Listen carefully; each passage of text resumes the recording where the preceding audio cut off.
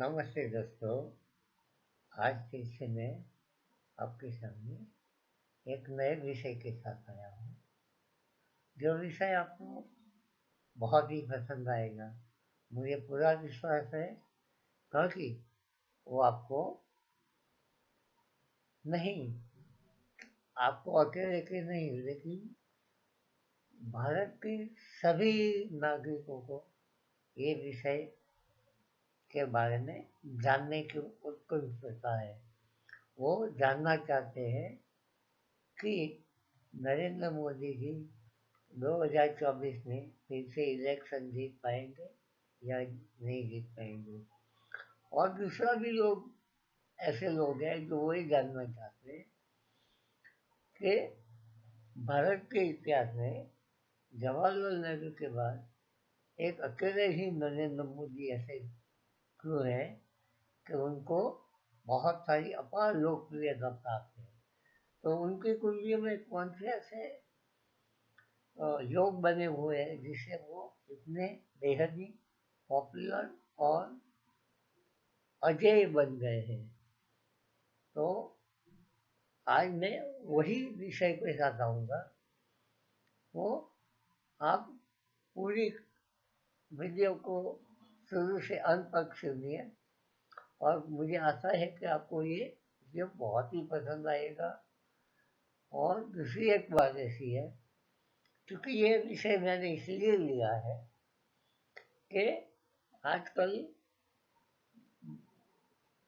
यूँ कई दिनों से भारत के बहुत ही बड़े एस्ट्रोलॉजर जिनका नाम है, वो लोग कहने लगे हैं कि 2021 नवंबर के बाद उनकी चंद्र की मान्यता खत्म होने जा रही है, तो उनका कैरियर ग्राफ भी धीरे धीरे नीचे आने लगेगा। तो दोस्तों, ये सभी चीज़ों का आंसर आपको उनकी कुंडली के अभ्यास में आएंगे। और दूसरा, ये वीडियो बनाने का मकसद मेरा ये था कि जेमिनी एस्ट्रोलॉजी एक ऐसी एस्ट्रोलॉजी है जो जिनने बहुत सारे राजयोग बताए हुए हैं, और वो राजयोग भी ऐसे हैं कि जो सटीक है और सचोट है। और वो वहाँ पर जहाँ इसका चलन ज़्यादा है, जो वो साउथ इंडिया में, दक्षिण भारत में कहीं आज आज भी ऐसे विद्वान एस्ट्रोलॉजर हैं जो सचोट उनका प्रिडिक्शन होता है, लेकिन वो बहुत ही अननोन जगह पे बैठे हैं, जहाँ वो बैठे अपना शांति से आराम से काम करते हैं। मैं आपको एक सिंपल उदाहरण देता हूँ। जब एन टी राम उनकी युवा अवस्था में आंध्र के एक ऐसे अच्छे ज्योतिष ने बताया था, जो जेमिनी के मास्टर थे, उन्होंने बताया था कि आप भी मुख्यमंत्री बनेंगे और आपका जो दामाद होगा वो भी मुख्यमंत्री बनेगा। और उस टाइम वो हंसने लगे थे, क्योंकि उस टाइम वो फिल्मी सितारे थे वो। लेकिन उनके बाद ये उनकी वाणी सच निकली। तो ऐसे ऐसे अच्छे अच्छे विद्वान जेमिनी एस्ट्रोलॉजी है ही ऐसी। उनमें बहुत सारे ऐसे सिद्धांत है जो अगर वो वास्तविक धरातल पे आदमी देखने बैठे तो बहुत सारी। के एन राव जी ने भी और राजीव गांधी की जो दुर्घटना हुई थी, मृत्यु की, वो भी उन्होंने एडवांस में बता दिया था। तो ये यही एस्ट्रोलॉजी से बताया था। तो मेरा कहने का तात्पर्य है कि मैंने जो भी जितना भी सीखा है, और उस हिसाब से बहुत राजयोगिका की कुंडली देखने बैठा हूँ। उसमें राष्ट्रीय अध्यक्ष की, यानी भारत के और बाहर के जितने भी राष्ट्रीय अध्यक्ष बने हैं, उनमें से 100 से ऊपर लोगों की कुंडलियाँ देखी है, उसमें नरेंद्र मोदी जी की कुंडली जो मैंने देखी वो विशेष है और कई महीनों में विशेष है। ऐसी बहुत ही नजदीक की कुंडली जो है वो हमारे पूर्व प्रधानमंत्री जवाहरलाल नेहरू जी की है। तो मैं भी तो आज वो जो एस्ट्रोलॉजर ने बोला कि वो 2020 के बाद शायद 2024 का इलेक्शन नहीं बचा, तो आपके सामने ये मैं फैक्ट्स रजू करता हूँ। आप ही स्वयं नक्की कीजिए कि वो रहेंगे या नहीं रहेंगे, क्योंकि जवाहरलाल नेहरू जी की कुंडली में ये योग बना हुआ था, तो वो जब से बड़ा बने अंत तक रहे, ठीक है।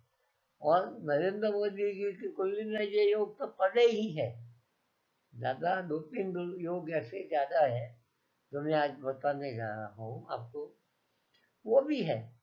फिर आपको डिसाइड करना है और मुझे लाइक और कमेंट्स में जरूर लिखिएगा कि ये आपको क्या लगता है। मैं अपना उत्तर बाकी रखूंगा, लेकिन आपको अपने स्वयं सोच लेना है। मेरा तो एक ही उत्तर है कि वो ये जब तक वो अपनी मर्जी करेंगे वो रहेंगे। स्वयं ना बोले कि मुझे नहीं बनना है वो बात अलग है, लेकिन ऐसी कुंडलियाँ लंबे अरसे तक अपने पद तक रहते हैं। तो आप ये वीडियो अभी आगे देखें। मैं उनकी कुंडली और कौन से ऐसे राजयोग होते हैं वो पहले मैं चर्चा करूंगा, बाद में उनकी कुंडली का अध्ययन करेंगे। दोस्तों, तो कैसे योग होते हैं जो आदमी को अपने उच्च पद पे ले जाता है और जो वो व्यवसाय की उच्च शिखर है वहाँ तक पहुँचा देता है और वहाँ लंबे अरसे तक वो वहाँ पर अपना नाम और पाँव दोनों जमाए रखते हैं। तो वो एक रूल ऐसा है जैमिनी एस्ट्रोलॉजी का कि आरुद्ध लग्न जो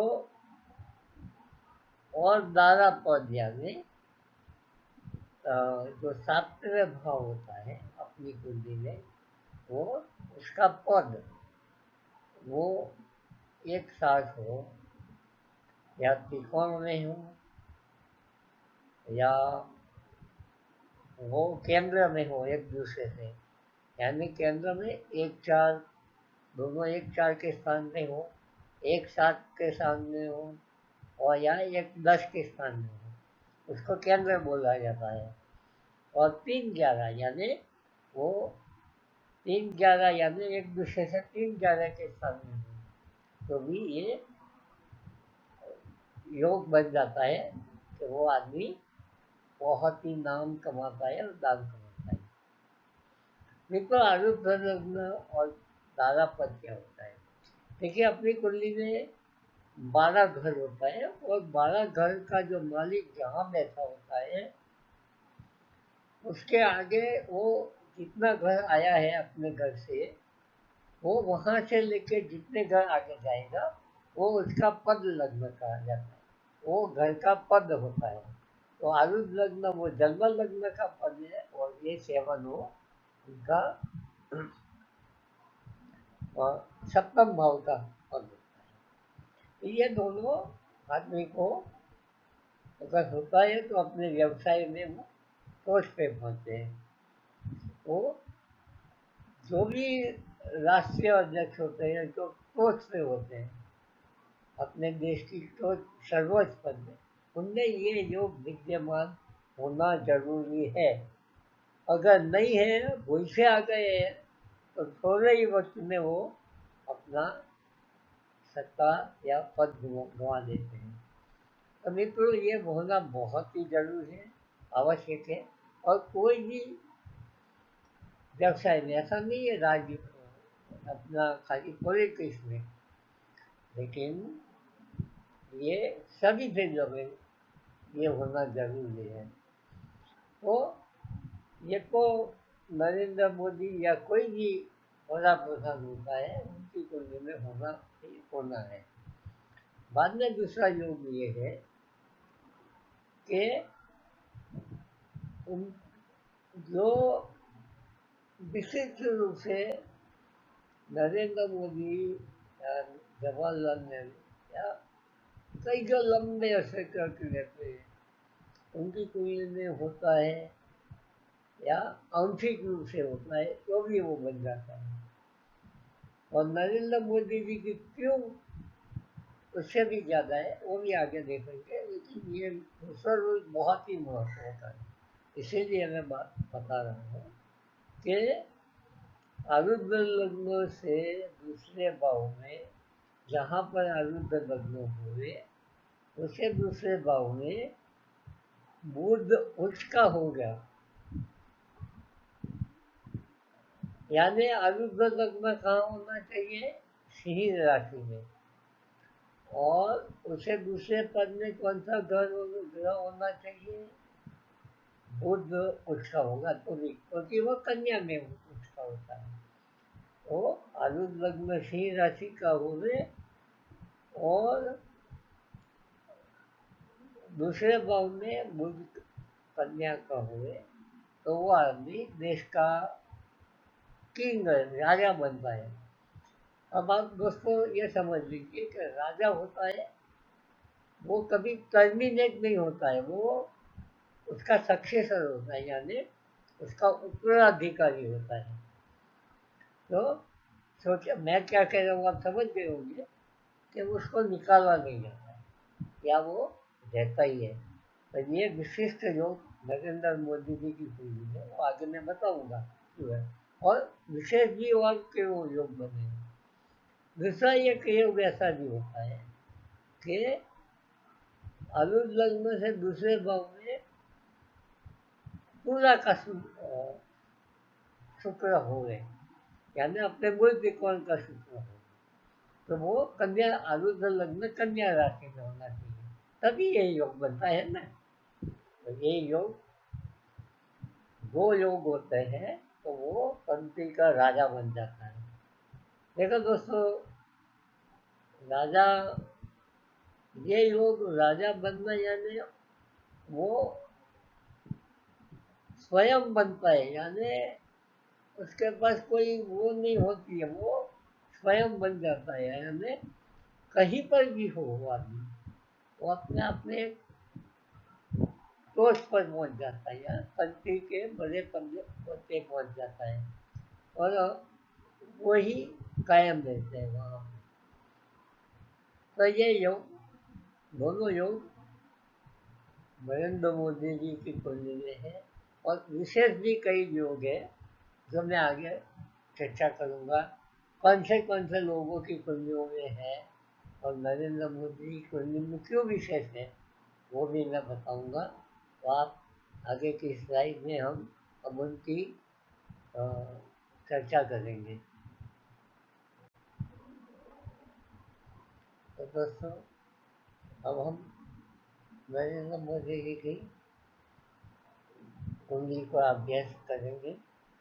तो सबसे पहला देखेंगे तो उनका जन्म लग्न वृश्चिक लग्न का है, उनकी कुंडली का, और आरुद्ध लग्न सिंह राशि में पड़ा हुआ है और A7 यानी सप्तम भाव का भी पद A7 वो सिंह राशि में है और मैंने उसको कुंडली में लाल सर्कल से बताया है। और उसके दूसरे भाव में बुध पड़ा हुआ है, वो भी कन्या का है, इसलिए वो उसका हो गया। मित्रों ये योग तो आगे हमने चर्चा कर ली तो उसके बारे में ज़्यादा नहीं बताऊंगा, लेकिन ऐसे दूसरे कौन से ज़्यादा योग है तो नरेंद्र मोदी जी के लिए है जो दूसरे किसी के भी तो जिन्हें मैंने आज तक नहीं पाया है। तो वो है आरुद्ध लग्न का मालिक कौन हो गया? सूर्य। सूर्य कहाँ रहता है? कन्या में। कन्या में बुध का सूर्य के साथ राजयोग में शामिल हो गया, तो आरुद्ध लग्न का मालिक किसी भी उच्च ग्रह के साथ जुड़ता है तो ये योग 2 गुना 3 गुना बढ़ जाता है ना दोस्तों। ये है, तो ये योग उनमें कुंडली में बना हुआ है, जो बहुत ही कम कुंडलियाँ पाते हैं, वो बहुत सालों के बाद ऐसी कुंडली होती है। और आगे भी मैं बताता हूँ कि ये जो दूसरे पराशरी योग राजयोग तो है ही है, और जैमिनी भी है। जो देखिए, इनमें उनका जो आत्मा कारक ग्रह है शनि, आत्मा कारक एक लिखा हुआ है शनि है, देख लीजिए। वो मैं आपको यहाँ पर डिटेल में नहीं समझा पाऊंगा, करके वीडियो लंबा हो जाएगा। ये तो जस्ट आपको बता रहा हूँ कि आत्मा कारक ग्रह शनि है, और आमत्य कारक जो कार्य का मालिक है। जब आत्मा कारक वो शुक्र है, तो आमत्य कारक और आत्मा कारक दोनों एक साथ 10वें भाव में जैसे है। ये तो बहुत ही बड़ा राजयोग है। देखो, यही एक ही काफी है किसी को बड़े पद पे पहुंचा देना। ये तो उनकी कुंडली में 10वें भाव और 11वें भाव में 3 योग बन गए। तो ये तो कुंडली बहुत ही बढ़िया हो गई।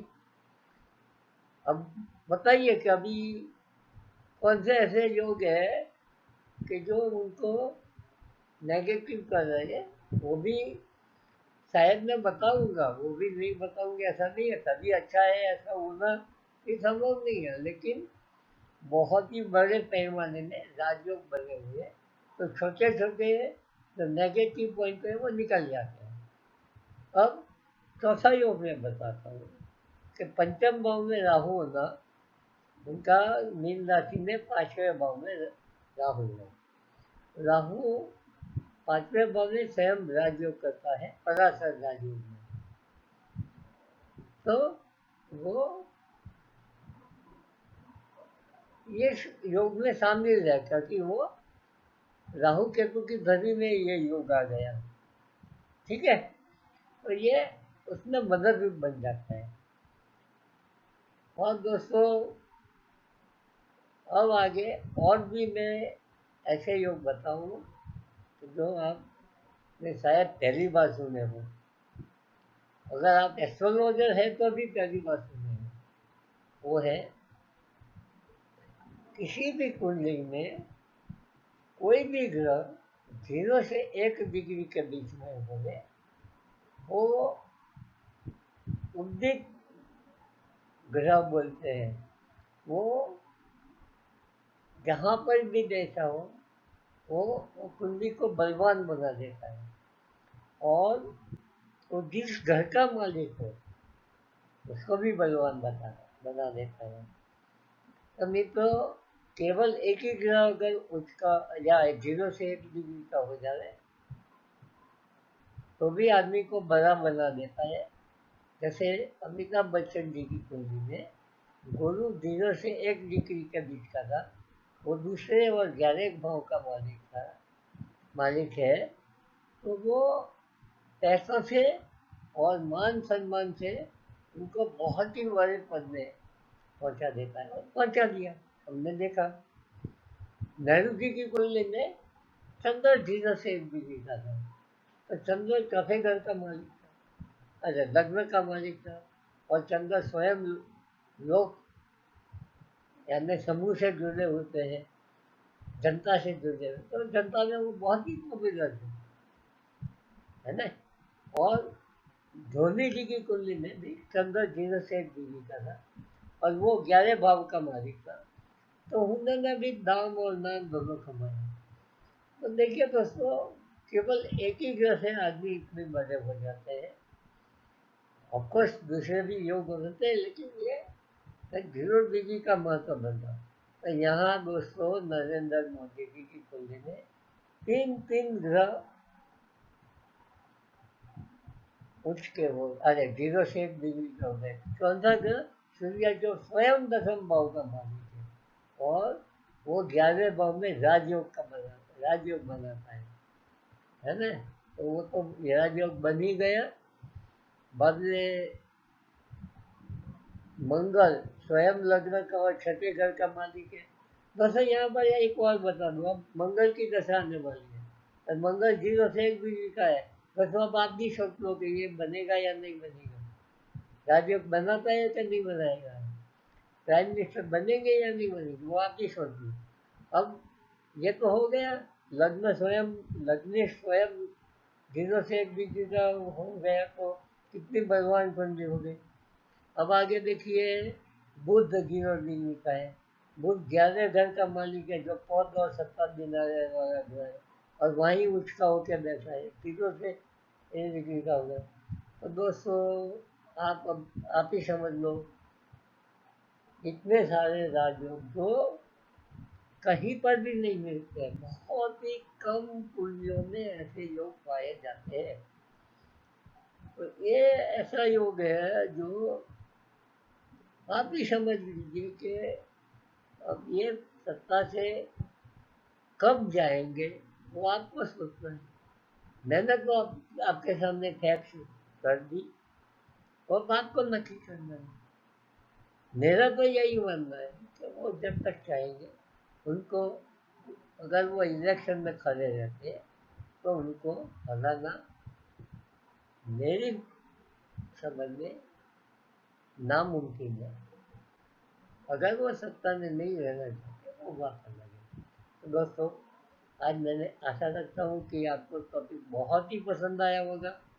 अगर पसंद आया है तो लाइक कर दीजिए, सब्सक्राइब कर दीजिए, सब्सक्राइब का बटन दबा दीजिए, ताकि आगे भी ऐसे अच्छे अच्छे वीडियो आपके सामने लेकर आऊँ। और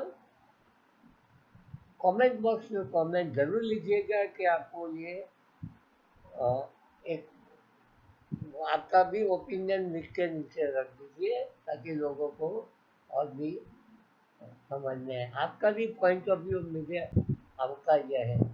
तो दोस्तों, अब इतना कहते मैं दूसरे वीडियो तक मेरा इंतजार करिए, तब तक मुझे आगे दीजिए। धन्यवाद।